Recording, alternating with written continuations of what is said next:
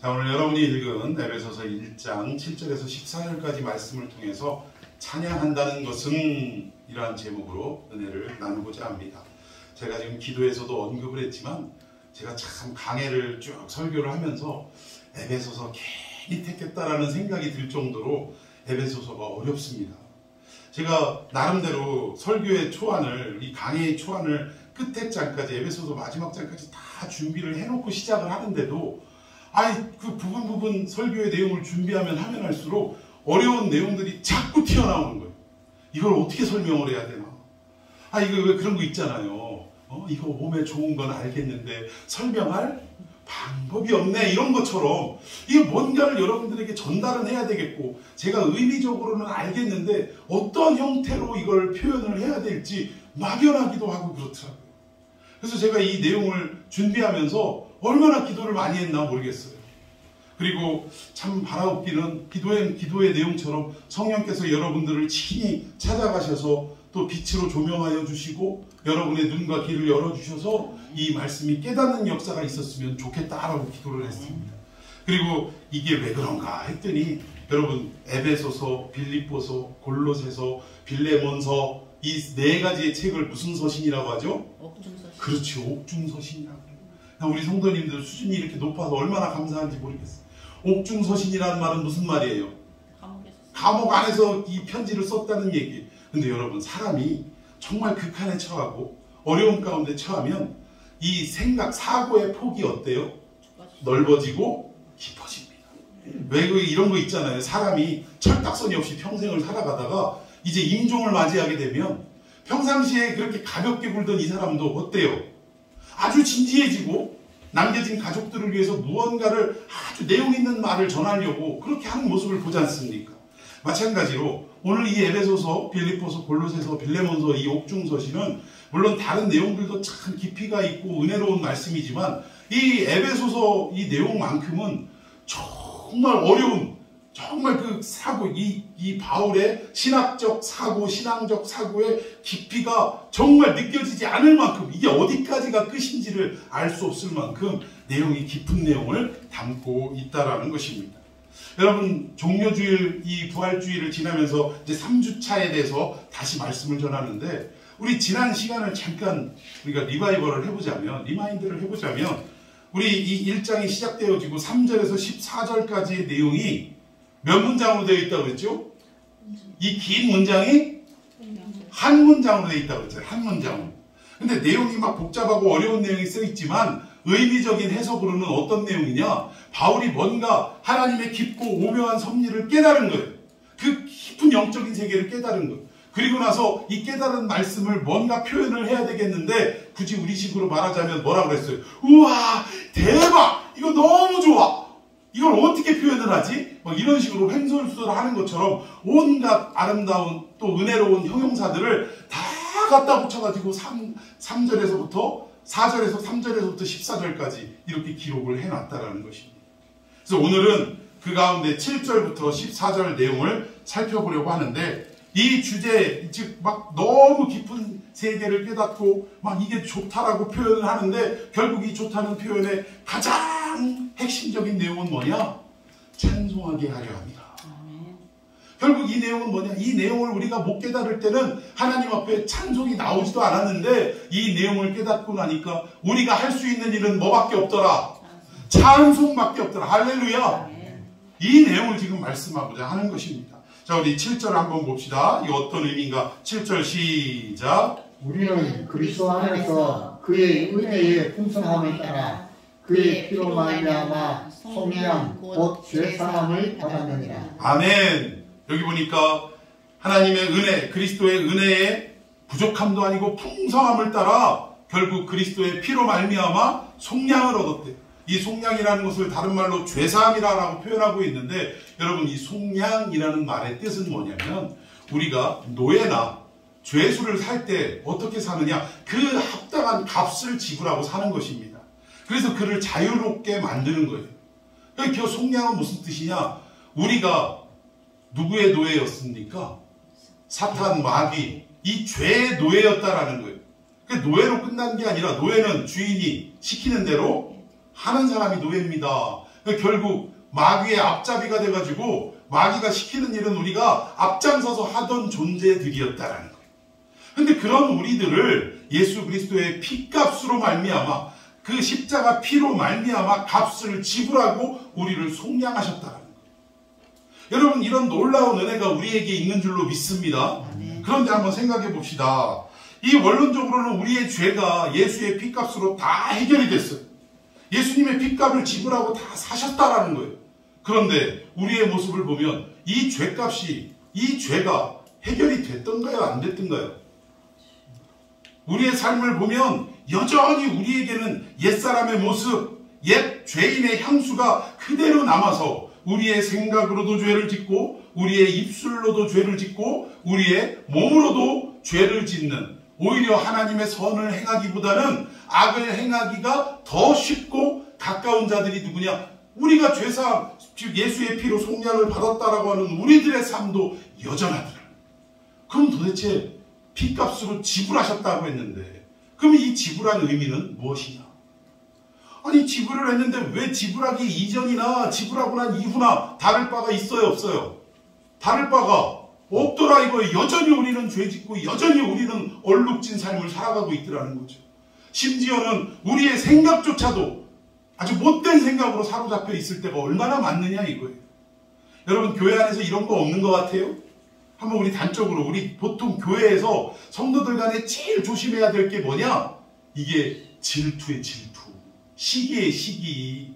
아니, 누구 하나가 은혜로운 삶을 살고 모범이 되고 이러면, 그러면 우리 안에서는 뭐가 이루어져야?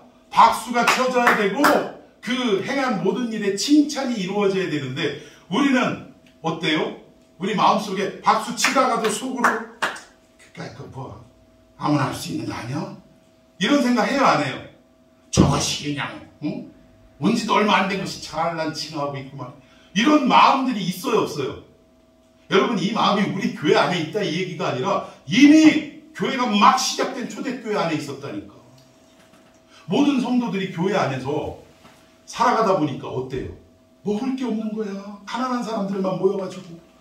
교회에서 이 모든 구제가 이루어지는데, 아니, 교회가 무슨 화수분도 아니고 재정이 막 넘쳐납니까?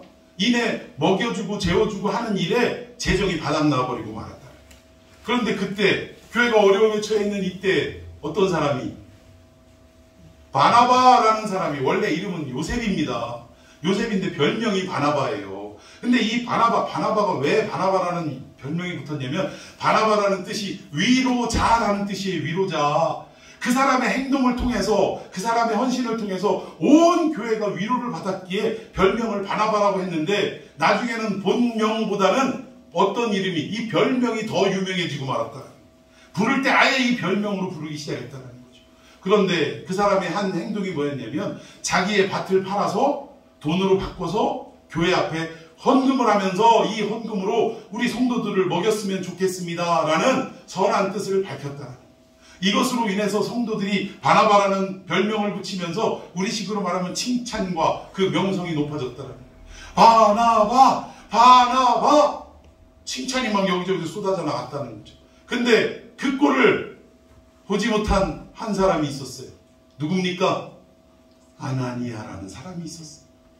아니, 같이 박수도 치고 칭찬도 했는데 집에 와가지고는 아우, 나 저거 바나바 하는 소리 듣기 싫어 죽겠네. 그러니까 듣고 있던 부인 삽비라가, 이름도 어떻게 삽비라. 뭘 사라는지 모르겠는데, 하여튼 이 부인이 그럼 당신도 바나바하고 똑같이 이 우리 밭 있는데 이거 팔아갖고 헌금하면 될 거 아니냐고 이래가지고 밭을 딱 팔았어요. 근데 이 밭을 판 행위, 헌금을 한 행위가 결국은 우리 성도들의 어떠한 안위나 평안을 위해서 한 일이 아니고 하나님께 영광을 올려드리기 위해서 한 일이 아니라 결국은 바나바가 명성을 얻은 것에 무슨 마음이 들어서, 질투와 시기심이 들어서 이 행동을 했다는 거예요. 그러니 처음이 안 좋으니 마지막도 좋을 리가 없죠. 그걸 팔아가지고 돈으로 딱 바꾸고 나니까 아까운 생각이 들어요, 안 들어요? 드는 거야. 그래가지고 이거 어떡하나, 다 드리기는 아깝고 그렇다고 안 드릴 수도 없고, 그러니까 부인이 하는 소리가 일부를 꿈쳐놓읍시다.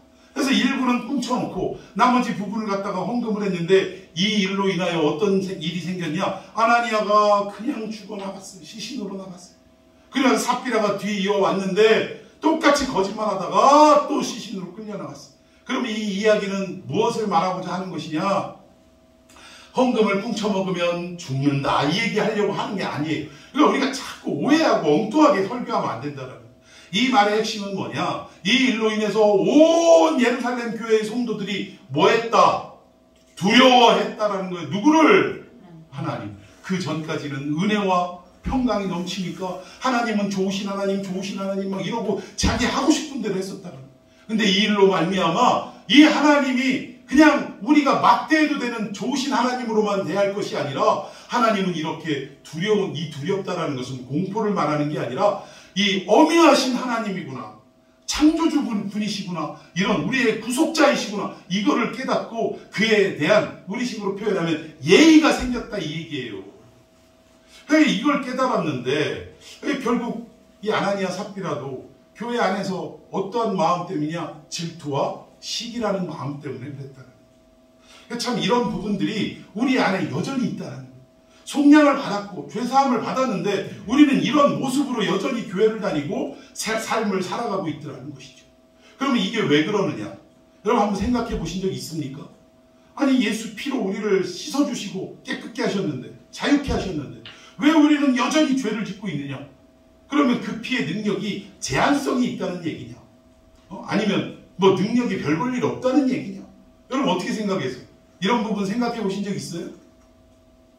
참 이게 독일 성도들은요, 참 대단한 게 뭐냐면 이 일반 성도들도, 평신도들도 성경에 대해서 이런 어떤 깊은 철학적 사고 또는 신학적 사고를 하면서 이 물음표를 가지고 말씀 안에서 해결을 보려고 애쓰고 노력하는 모습이 있는데, 우리 한국교회는 이게 긍정적으로 생각하면 하여튼 주는 대로 다 받아먹어. 뭐 이거 걸르고 자시고 할 게 없어요. 다 아멘이요. 우리 목사님이 하는 얘기면 다 옳은 얘기예요. 근데 여러분, 이 자세 때문에 여러분의 영혼이 넘어갈 수도 있다는 거. 여러분, 베레아 교인을 바울이 칭찬할 때 뭐라고 했냐면, 베레아 교인은 데살로니가 교인보다 더 신사적이어서, 옛날 개혁성경으로 제가 기억해요. 더 신사적이어서 이들이 말씀을 들을 때 아멘으로 받다가 집으로 돌아가면 그 말씀이 그런가 하여 성경을 열고 확인했다, 이 얘기예요. 여러분들은 제 설교를 듣고 주중에 확인하십니까? 확인하세요? 일단 우리 목사님이 하는 얘기는 다 좋은 얘기지 뭐 하고 넘어가시는 건 아닌가요? 꼭 우리 목사에게 맞는가 안 맞는가 하긴 보자, 이런 자세가 아니라 하나님의 말씀을 들었고 그 가운데 우리가 동의가 되는 부분도 있는 반면에 동의가 안 되는 부분이, 이해가 잘 안 되는 부분이 있어요, 없어요? 그러면 그런 부분은 더 말씀 본문을 더 읽어보면서 확인해 나가는, 하나님께 깨달음을 구하는 그러한 삶이 여러분에게 반드시 뒤따라야 한다는 거죠. 결국 여러분들은 그런 생각, 속량, 아니 왜 근데 여전히 우리는 죄 짓지? 이런 깊이 있는 생각을 안 하고 사시는 게 대부분이라. 근데 여러분, 이 속량은 어떤 속량이냐면 이미 2000년 전에 우리 하나님 아버지께서 당신의 아드님을 십자가에 피 흘려 죽게 만드심으로 말미암아 값을 다 지불하신 줄로 믿습니다. 그런데 값은 이미 다 지불하셨는데 우리의 죄된 모습이 왜 여전히 나타나느냐? 이것은 우리의 역사와 시간이라는 그 쭉 길고 긴 공간 속에서 성령을 보내셔서 성령을 통해 우리를 깨닫게 하시고 우리를 돌이키게 하시면서 조금씩 우리를 완성시켜 나아가는 것이 하나님의 뜻이기 때문에 그렇다. 여러분, 우리가 예수 믿는다고 고백했다고 해서 단박에 새 사람으로 바뀌어지든가요? 여전히 죄짓고 여전히 못된 생각하고, 물론 은혜가 충만할 때 잠시 잠깐 뭐 그런 일은 있지만, 그러나 여전히 우리의 정체는 죄된 모습이 있더라는 거예요. 그런데 이것을 그냥 방치하시는 것이 아니라 성령님을 보내주셔서 성령께서 말씀을 통해 우리의 마음을 깨닫게 하시고, 때로는 우리를 경책하시고, 때로는 우리를 위로하시면서 우리를 이 죄악된 길에서 점점점 발걸음을 떼게 만드시면서 결국 목적지로 온전히 걸어갈 수 있도록 역사해 주시더라는 거죠. 여러분, 이걸 신학적 용어로 뭐라고 하냐? 성화라고 얘기합니다. 성화. 여러분들의 삶이 이 성화의 연속이 되기를 축원해 드리겠습니다. 자, 이 7절에 그리스도 안에서 그 피로 말미암아 속량 죄사함을 받았대. 자, 우리 5절도 한번 읽어봅시다. 5절 시작. 그 기쁘신 뜻대로 우리를 예정하사 예수 그리스도로 말미암아 자기의 아들들이 되게 하셨으니. 예, 우리를 구원하신 것이 잠시 잠깐 하나님이 얘 좀 괜찮네, 마음에 드네, 이래가지고 구원을 결정하신 것이 아니라 이거 언제부터 예정됐다고요? 창세 전부터 우리를 예정하셨다는 거예요. 만세 전부터 예정하셨다는 거예요. 그리고 나서 예수 그리스도의 그 보혈로 말미암아, 피값으로 말미암아 우리를 종의 신분, 그것도 어떤 종이냐, 마귀의 종 노릇하고 있던 우리들의 신분을 무엇으로 바꾸셨대요? 하나님의 아들들로 바꾸었다라는 것입니다. 그러면 우리가 여전히 그럼에도 불구하고 죄를 짓는 것은 방금 설명드린 것처럼 하나님의 아들로서 신분은 완전하게 해놓으셨는데, 여러분, 왕자의 신분과 왕자다움과는 같아요, 틀려요? 다른 거예요. 우리는 이미 왕자가 되었지만 궁 안에서 왕자답게 살기 위해서는 어떤 왕자의 그런 걸맞는 인격이 필요하지 않겠습니까? 그거를 지금 우리가 만들어가는 과정이라 이거예요. 예를 들자면 이런 거죠. 애가 하여튼 옷 입혀갖고 내보냈더니 진흙바닥에서 뒹굴고 난리가 났어. 그래가지고 어디를 지금 데리고 가려고 했는데 꼬라지가 어때요? 그짓골을 하고 있더라 이거예요. 그러니까 집에 데려와서 목욕을 시키는 거예요. 옷 그렇게 하고 목욕을 시킨다는 건 예수 그리스도의 피를 얘기하는 거죠. 깨끗하게 씻어놨어요. 그리고 나서 다시 더러운 진흙탕 묻은 옷을 입히면 됩니까? 안 됩니까? 안 되는 거죠. 새로 준비한 깨끗한 옷을 그 아들에게 입히고 그리고 나서 손을 잡고 정해진 목적지로 향해 가는데, 이 가는 동안에는 수많은 어려움과 환난과 고난의 길들이 준비되어 있다는 거죠. 그래서 이 고난의 길을 우리는 가긴 가야 되는데 우리 혼자는 갈 수 없으나 우리가 든든하게 버티고 갈 수 있는 게 누구의 손길이 우리와 함께하고 계시냐? 성령님의 손길이 우리와 함께하고 계시냐? 여러분 믿으십니까? 그 과정 속에 우리가 있기 때문에 때로는 죄 앞에 넘어지기도 하고 또 연약한 삶을 살아갈 때도 있다라는 것입니다. 이것처럼 우리 피조 세계에는 몇 가지의 고난이 있어요. 첫 번째, 우리가 받는 고난은 아담의 타락 이후로 어때요? 모든 만물이 다 이런 어떤 저주와 고난과 아픔 속에 살아가게 되어 있다. 하나님의 아들이 실패하고 무너지는 바람에 만물까지도 부패하고 타락하게 돼버렸다는 거예요. 그래서 우리는 아주 그냥 태어나면서부터 어때요? 고난과 아픔과 괴로움의 삶을 살아가게 되어 있다는 거죠. 그리고 두 번째는 어떤 고난이냐? 이 앞에 거는 이제 원초적 고난이라고 하는데, 두 번째 고난은 뭐냐면 우리가 예수의 피로 말미암아 새롭게 태어났음에도 불구하고 또 죄 씻음을 받았음에도 불구하고 여전히 우리가 살아가는 이곳은 이 고난과 아픔과 죄악이 가득한 곳을 살아간다는 거예요. 그러니까 결국 우리가 그 안에 살아가니, 왜 이런 얘기 있잖아요. 까마귀 노는 곳에 백로야 가지 마라. 또 사자성어로는 근묵자 흙이라는 게 있어요. 흙을 가까이 하면 어떻게 돼요? 검어질 수밖에 없다는 거예요. 먹을 가까이 하면 검어질 수밖에 없다는 거죠. 그러니까 이런 것처럼 우리네 살아가는 인생 자체가 타락으로 또 얼룩져 있는 이런 상황이기 때문에 우리도 여전히 이 타락의 질서, 고통의 이 질서 속에 결국은 피해갈 길이 없다라는 거예요. 그래서 죄와 엉키고 이러면서 살아갈 수밖에 없다라는 것입니다. 그런데 이 고난 가운데 있는 우리의 삶 속에 원초적으로도 고난의 삶이요, 또 이 타락하고 얼룩진 삶 속에서 섞여 살다 보니 또 고난의 연속인데, 이 고난의 삶 속에 누구를 보내셨다고요? 성령을 보내셔서 우리의 손을 딱 붙들고 우리의 미약함과 연약함을 다 아시는 그분께서 우리를 온전한 길로 인도하시는데, 이걸 성경에서는 뭐라고 하냐? 인치셨다라고 표현합니다. 여러분, 인쳤다라는 말이 무슨 말이에요? 인이라는 말은 도장 찍었다 이 얘기예요. 다른 말로 표현하면 보증 서셨다 이 얘기예요. 보증 서셨다. 근데 참 우리 하나님은 얼마나 통이 크신 분인지, 얼마 전에 우리 이현아 집사님 가정도 또 이제 집하고 또 사무실 이전하기 위해서 계약을 하셨어요. 계약할 때 우리 보통 몇 프로 걸어요?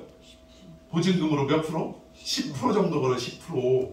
근데 우리 하나님은 얼마나 통이 크신지 보증금이 아니라 그냥 아예 완구를 하셨다니까.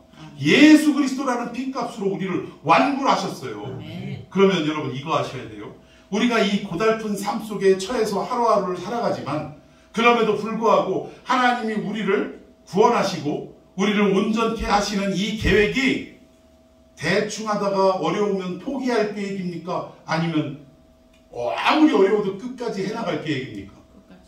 이거 아셔야 돼요. 하나님이 당신의 아들을 걸었다니, 예? 도박판에서 얘기하는 것처럼 당신의 아들을 걸고 우리를 사셨다면, 살리셨다면, 우리를 구원하시는 이 역사는 하다가 이놈 새끼 도저히 안 되겠네 하고 포기할 이런 구원이 아니라 우리를 어떻게 하신다고요? 끝까지 내가 완성하고 말리라 라는 하나님의 의지가 포함되어 있는 계획이라는 사실입니다. 여러분 믿습니까? 이 은혜 가운데 우리가 살아갈 때 어떻게 살아가냐? 그러니 우리가 찬송하고 살아가야 한다 이 얘기예요.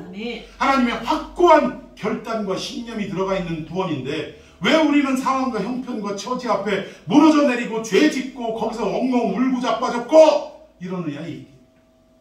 오늘 그 말씀의 핵심이 어떠한 상황 속에서도 이 하나님의 구원의 계획이 우리와 함께하고 계시고 성령님이 우리를 보내셨으니 우리는 상황과 처지 앞에 타협하지 말고 무너지지 말고 찬송으로 이 마지막 완성의 길까지 걸어가자. 이 말씀이 오늘 내용의 핵심이라는 사실입니다. 자, 우리 9절 말씀 봅시다. 시작. 그 뜻의 비밀을 우리에게 알리신 것이요 그의 기뻐하심을 따라 그리스도 안에서 때가 참 경륜을 위하여 예정하신 것이니. 예, 여기 보면 두 가지 단어가 여러분들 중요한 단어입니다. 하나는 비밀이라는 단어예요. 또 하나는 경륜이라는 단어입니다. 그러면 도대체 그 뜻의 비밀을 우리에게는 알려주셨대요. 그러면 그 이전에 구약시대의 모든 우리 믿음의 선진들에게는 확연하게 알려주셨다는 얘기예요. 어느 정도 이렇게 두루뭉실하게 알려주셨다는 얘기예요. 두루뭉실하게 알려주셨다. 구약의 모든 백성들은 이게 뭔가 메시아를 기다리고 있었지만 이 메시아가 어떠한 존재로 어떠한 실체로 나타나실 것인지에 대해서는 정확하게 알지 못했어요. 그런데 세상에 그 비밀을 구약의 우리 그 믿음의 선진들도 알지 못했던 이 비밀을 누구에게 알려주셨대요? 오늘 우리에게는 알려주신 줄로 믿습니다. 아, 이게 얼마나 감사한 일인지 몰라요. 여러분, 비밀을 공유하는 사이는 특별한 사이예요. 그냥 별 볼 일 없는 사이예요. 하나님이 여러분들과 비밀을 공유하셨어요. 왜? 특별하니까. 오늘 제가 설교를 하면서도 좀 말이 센 이유가 제가 신방 갔다 와가지고 성도들이 온전히 말씀을 깨닫지 못하고 믿음화하지 못하고 엉뚱한 소리 하는 걸 보면 제 마음이 얼마나 아픈지 몰라요. 그러니까 하나님께서도 우리가 하나님 믿노라 하면서도 엉뚱한 짓하고 엉뚱한 고백하고 엉뚱한 삶을 살아갈 때 하나님 마음이 얼마나 쓰리고 아프실까가 이해가 되는 거예요. 이해가. 그러니까 그것 때문에 제가 한 이틀 동안 얼마나 진짜 막 기도하면서 막 성경 보면서 도대체 이게 결국 누구 잘못이냐? 목사 잘못이라는 생각이 들더라. 제대로 가르쳤어야 되는데 그냥 상대방 마음만 생각하고 대충 타협하면서만 가르쳤더니 그냥 자기 원하는 대로 예수를 생각하고 복음을 생각하더라 이거예요. 그것 때문에 얼마나 제 마음이 찢어진 것 같은 아픔이 있는지 몰라요. 그래서 좀 다소 오늘은 마음이 좀 격해져 있는 상태. 다소 듣기가 좀 민망한 표현이 나오고 불쾌한 표현이 나와도 여러분 은혜로 받으시기를 바랍니다. 예, 아멘이에요. 아멘으로 받으면 다 영향가 있는 말씀이 되는 거예요. 자, 여기 9절에 비밀과 이 경륜이라는 단어가 나오는데 이 비밀이라는 단어는 미스테리온이라고 합니다. 감춰진 것이고 또 말 그대로 비밀이라는 뜻인데 이 구약의 사람들에게는 감춰 있었다라는 거예요. 그런데 이 비밀이 오늘 우리들에게는 열려졌다라는 거예요. 예수 그리스도의 십자가 이후로 교회가 생성된 이후로 신약시대의 모든 사람들, 오늘에 이르기까지의 모든 사람들에게는 이 비밀이 열려졌고 알려졌다라는 거예요. 그럼 도대체 이 비밀이 뭐냐? 이 비밀의 정체를 알아야 되지 않겠습니까? 자, 우리 골로새서 1장 26절에서 27절까지 시작. 이 비밀은 만세와 만대로부터 감추어졌던 것인데 이제는 그의 성도들에게 나타났다. 예, 여기에서도 분명하게 가르치고 있습니다. 만세와 만대로부터 이 비밀이 어떻게 됐대요? 감춰져 있대요. 그런데 이제 지금 현재형이 이제 그의 성도들에게는 나타났다, 알려졌다 이 얘기입니다. 자, 27절도 있습니다. 시작. 하나님이 그들로 하여금 이 비밀의 영광이 이방인 가운데 얼마나 풍성한지를 알게 하려 하십니다. 이 비밀은 너희 안에 계신 그리스도시니 곧 영광의 소망입니다. 아멘. 아니, 비밀이 우리에게는 알려졌다고 하고 구약시대에는 감춰졌다고 해가지고 뭔가 했더니 27절에 보니까 이 비밀의 정체가 드러나네요. 이 비밀이 곧 누구더라? 예수 그리스도시더라. 너희 안에 있는 예수 그리스도예요. 남의 안에 있는 예수 그리스도가 아니라 내 안에 있는 예수 그리스도. 여러분, 이 전제를 잘 생각하셔야 됩니다. 이 예수 그리스도가 오늘 우리에게는 밝히 보여지고 이 비밀이 공개되고 오픈되었다, 이 얘기예요. 하나님이 여러분들을 얼마나 끔찍하게 생각하시는지 이 비밀을 공유하시고, 비밀을 공유한 사람끼리는 이 비밀의 내용을 알아요, 몰라요? 알잖아요. 여러분들을 그런 상대로 선택하셨다라는 사실입니다. 그러면 이 얘기는 뭐냐? 결국은 그리스도가 비밀이고 이 비밀 안에서 모든 일들이 이루어진다는 것은 이 역사의 모든 귀결은 누구를 통해 시작되고 누구를 통해 마무리된다?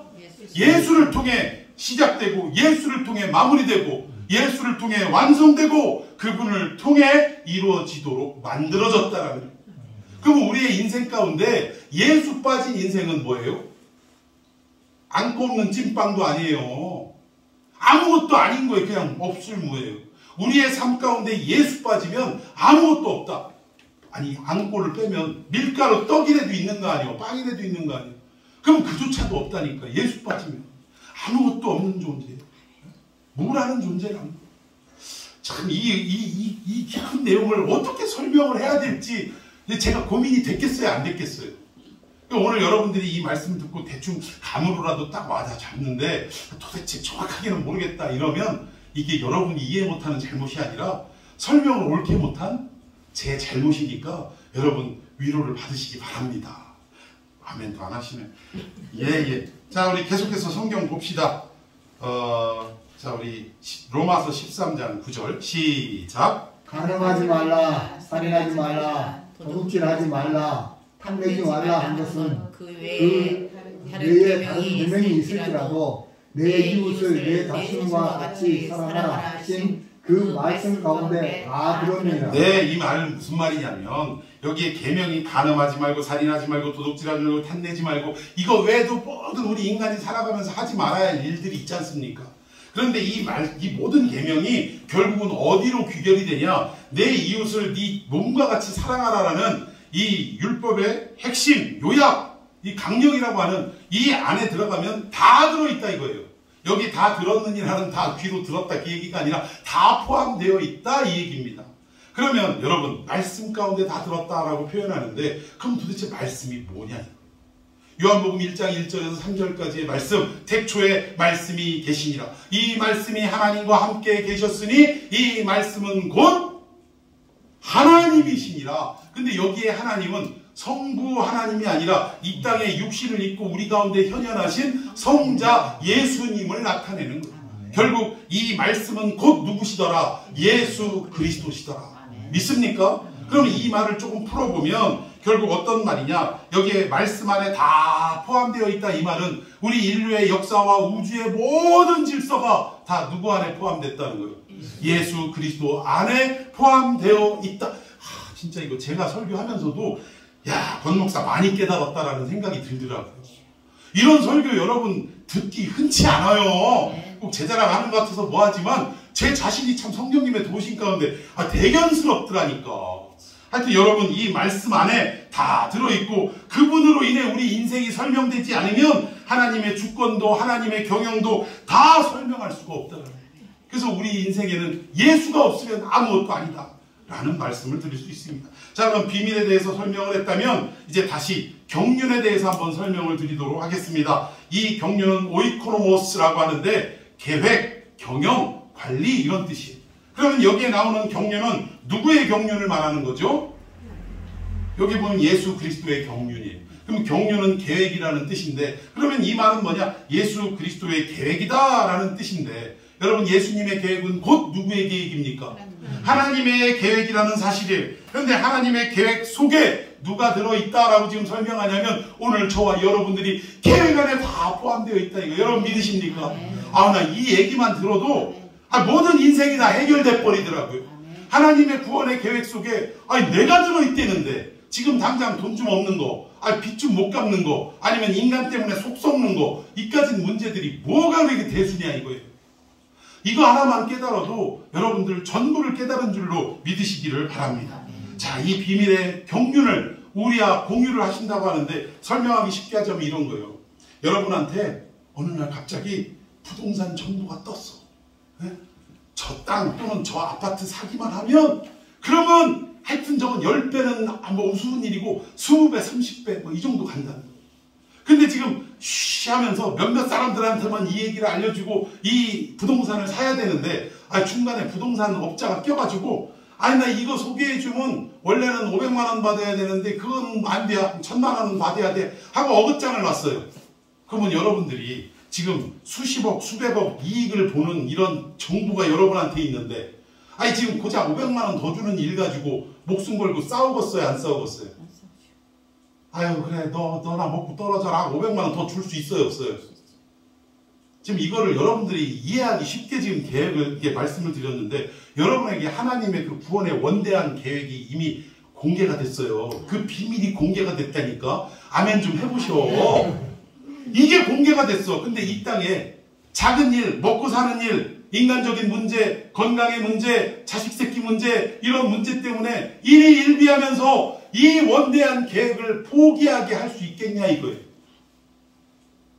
여러분 이거 안 해도 이거 내가 덜 먹어도 하나님의 이 놀라운 계획이 나에게 있으니 나는 이 계획만 버텨가는 거예요.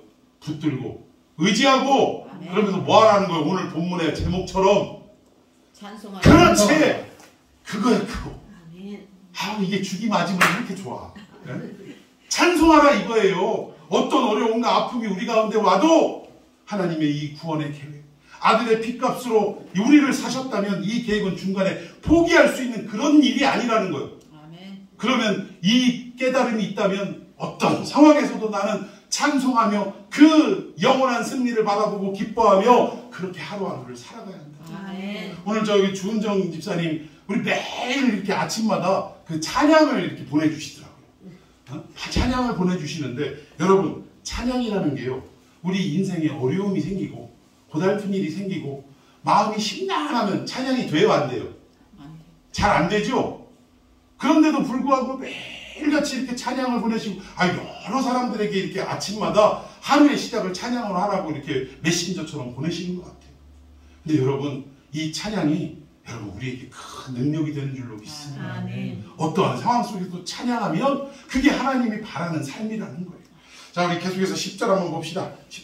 13절 시작. 그 안에서 너희도 진리의 말씀 곧 너희의 구원의 복음을 듣고 그 안에서 또한 믿어 약속의 성령으로 인치심을 받았으니. 이 지금까지 설명드린 내용이에요.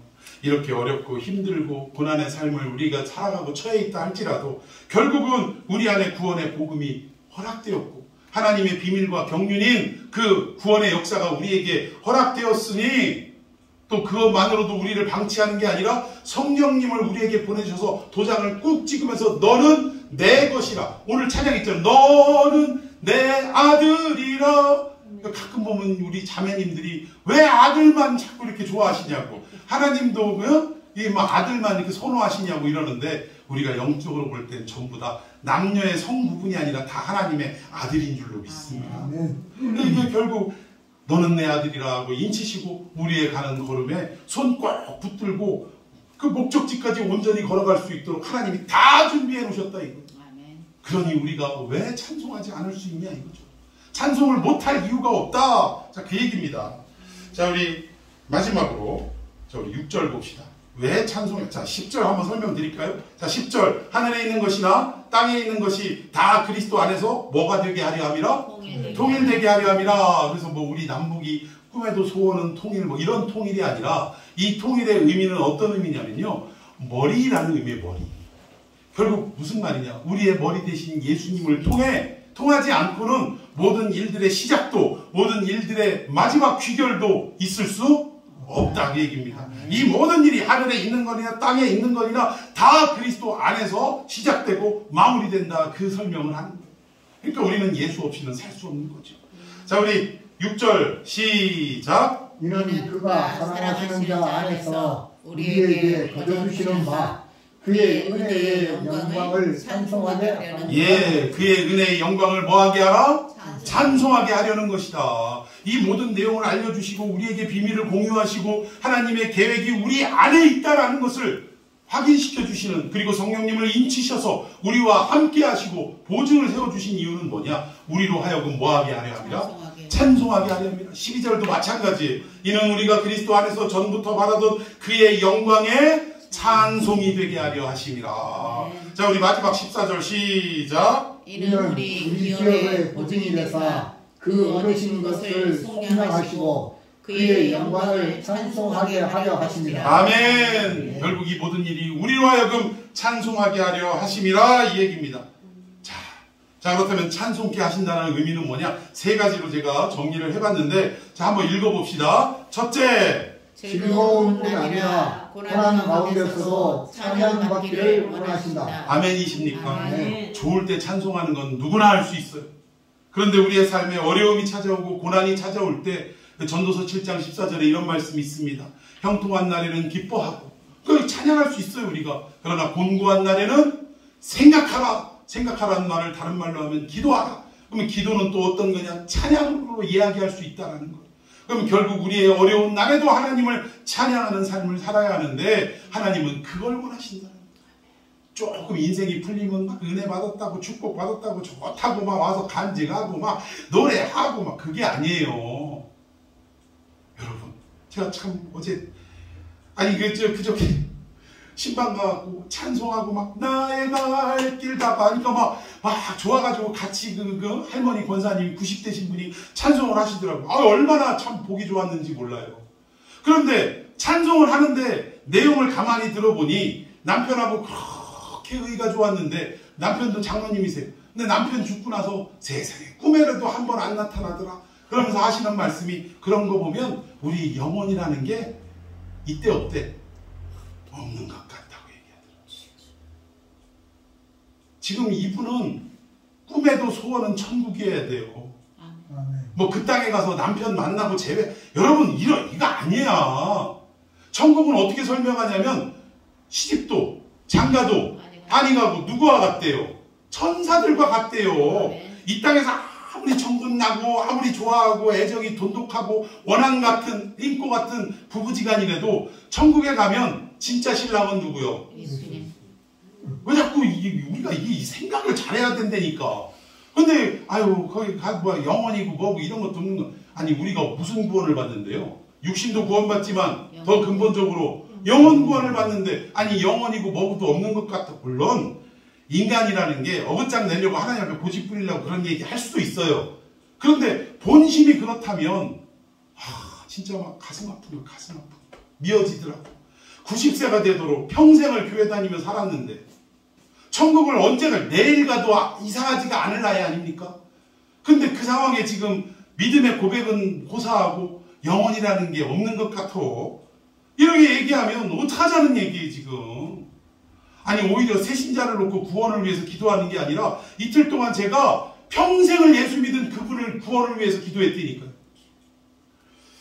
우리는 이렇게 고난 가운데에서도 하나님을 찬송하는 삶이 있어야 돼요. 좋다고 뭐 찬양하고, 슬픈 날에 어려운 날에는 막 그냥 코가 석자는 빠져가지고 그럴 게 아니라 어려움 속에서도 찬양하고, 찬양으로 극복하고 오히려 하나님께 영광 돌리는 이 이유가 있어요. 왜 그러냐면, 여러분, 하나님이 어거지로 우리 보고 고난 가운데 찬양하라는 얘기가 아닙니다. 지금 내가 처한 상황은 고난이에요. 맞아요. 울 수밖에 없는 상황이에요. 주저앉을 수밖에 없는 상황입니다. 그런데 우리 속에 뭐가 딱 떠오르면 하나님의 계획과 비밀, 우리를 구원하시고 마지막 완성의 길로 끝까지 인치시겠다고 도장 찍으신 하나님의 말씀이 떠오를 때, 우리는 지금의 상황이 눈물과 탄식뿐인 삶이라도 그 안에서 뭐가 터져나오게 되는 거예요. 영광의 승리를 바라보며 찬송이 나옵니다. 여러분, 하박국에 무화과 별 얘기를 다, 무화과 나무 잎이 마르고 어쩌고 나는 기뻐하리로다, 노래 아시죠? 근데 내용을 보세요. 감사할 수 있는 자리인가? 그런데 그가 감사할 수 없는 자리에 감사로 마무리가 된 것은 어거지로 감사를 하면 책임져 주신다, 이런 논리가 아니라고요. 저 역사 끝에 넘어가 보니까 저 언덕 너머에 바로 우리의 메시아 되신 구원자가 이 고난의 삶을 뚫고 우리에게 다가오시는 것을 눈을 열어본 거예요. 그 메시아를 보고 무화과 나무의 피 마르고 하여튼 외양간에 송아지 새끼도 없고 어떠한 뭐 감사의 조건이 없는 상황에서도 나는 기뻐 찬양하고 감사하리로다. 누구로 인해? 예수로 인해. 오늘 예수로 사는 인생이라는 찬양을 하려고 준비를 했는데 주중에 그냥 일 때문에 면접 본다고 서울 올라가는 바람에 이 없어요. 여기는 또 노래가 신곡이라 우린 진짜 예수로 사는 인생이 되어야 할 줄로 믿습니다. 자, 우리 두 번째, 우리가 찬송한다는 게 어떤 의미냐? 둘째, 시작. 창세 전부터 계획하신 하나님의 경륜을 인정하고 의지하기 때문이다. 지금 설명드린 내용이에요. 어떤 상황에서도 하나님이 계획을 우리가 인정하고 그 하나님이 그 의지로서 하나님이 우리를 구원하시는 건 내가 너를 구원하고 말리라 하면서 그냥 아주 이를 꽉 깨우시고 결정을 내려버리시는 거예요. 그 하나님의 결정 앞에 우리가 아무리 발버둥 쳐도 하나님은 절대 포기하지 않으실 줄로 믿습니다. 아예 찬송을 하게끔 그 인생으로 만들어 버리시겠다. 자, 마지막 셋째, 시작. 찬양이란 하나님에 대한 사랑에서만 나올 수 있는 신뢰의 표현입니다. 아멘. 여러분, 우리가 아무리 찬송한다고 뭐 어쩌고 저쩌고 해도요, 결국 우리의 입술에서 찬송이 나오는 건 그 밑바닥에 뭐가 전제되어 때 가능하냐? 하나님을 향한 사랑과 하나님을 향한 신뢰에 있을 때 그때 비로소 찬송이 나옵니다. 그 외 모든 찬송은 찬송이라고 하는 게 아니라 노래라고 하는 거예요. 노래. 그냥 일반적 노래에 불과하다.